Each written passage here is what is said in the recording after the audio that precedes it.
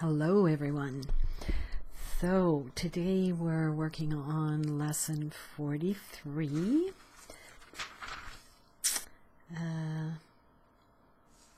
God is my strength, vision is my gift. That was yesterday's lesson, and I hope it went well for you. Again, anytime you have questions and you're not clear on something, you're more than welcome to email me or contact me through my website. To ask those questions, I'd be happy to answer them for you. So lesson 43, God is my source. I cannot see apart from him. So this is really going back to who we really are. This is about remembering who we are, about seeing God as a part of who we are and not as some separate, judging, overbearing, punishing a deity that is in total control, and we live in fear of him. No, that's not what it is. This is each of us being a part of God and expressing that different aspect of God in the world as however we are, with or without the ego. And it's teaching us all the way home to love, and it's about saying, It's God saying, you know, that guy down the street who's being a real jerk, can you love me like this? And can you love me like this? And can you love me like this? And so every person that comes into your life is God saying, can you love me like this?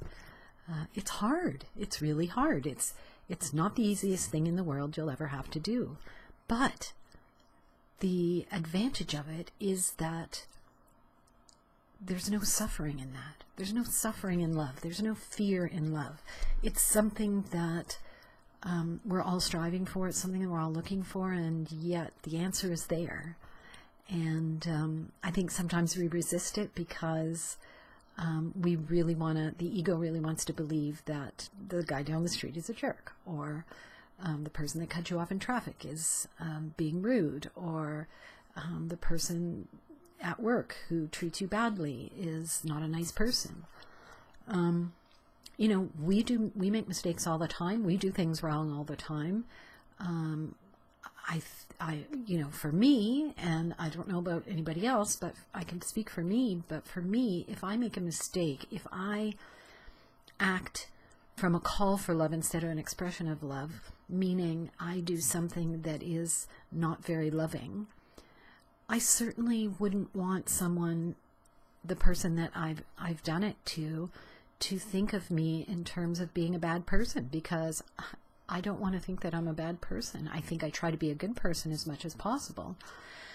But sometimes ego gets in the way. Sometimes our suffering speaks first, and we don't recognize it till later. And, you know, it's really hard after the fact to try and change what's been done, but moving forward you can. So God is my source. I cannot see apart from him.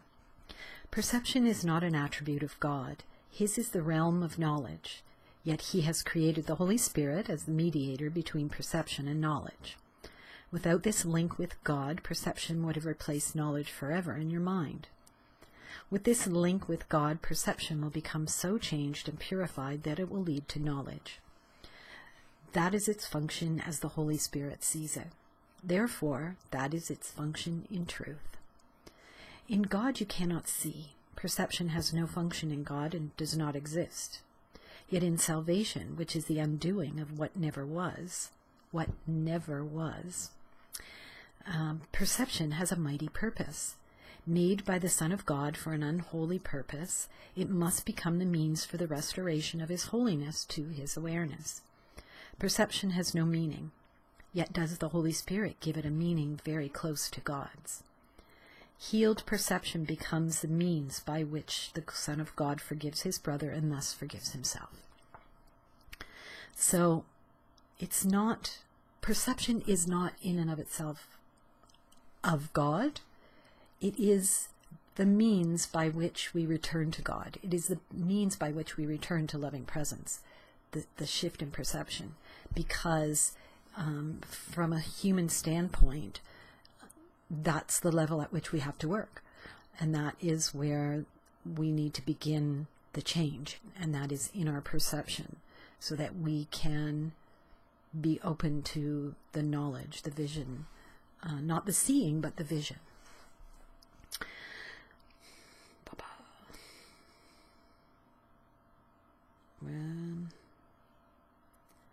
You cannot see apart from God because you cannot be apart from God.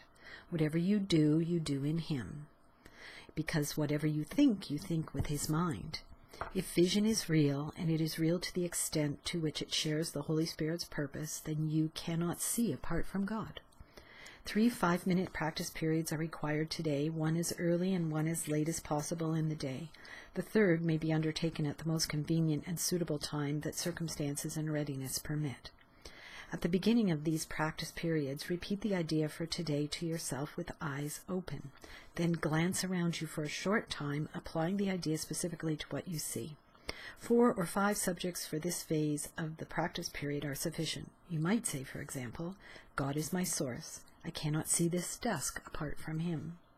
God is my source. I cannot see that picture apart from Him. So again, like we started in the very beginning, lesson 1, we take objects that we can see in our human vision, and we apply the lesson for today to those objects.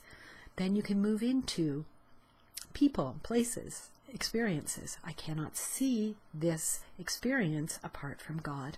I cannot see this person apart from God.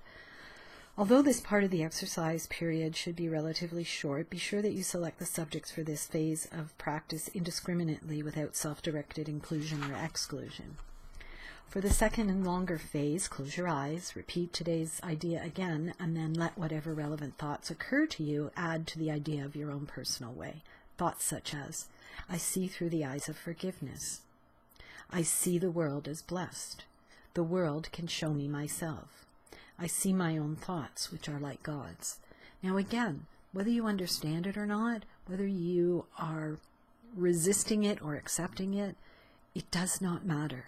The fact that you are doing the lesson, the fact that you are putting that intention out there, that you want to see the truth, that is the thing that's going to be working in the background.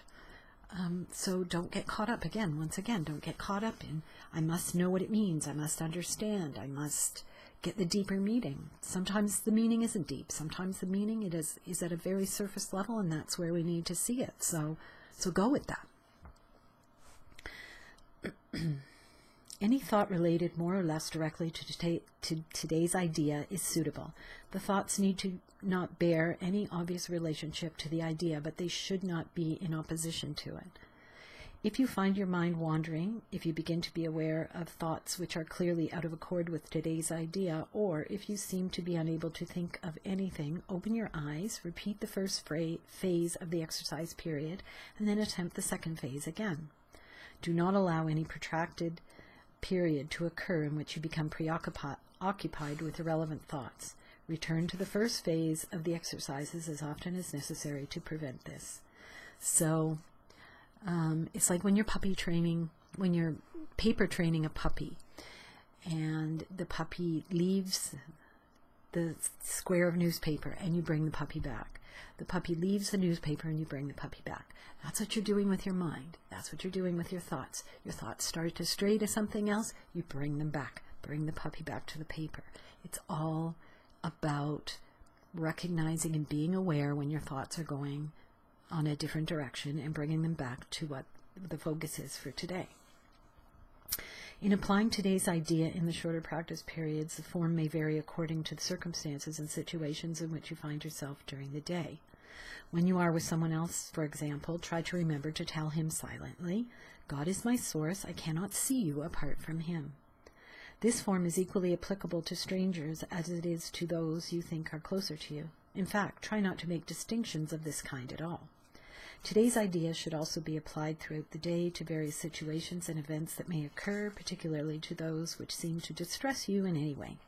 For this purpose, apply the idea in this form.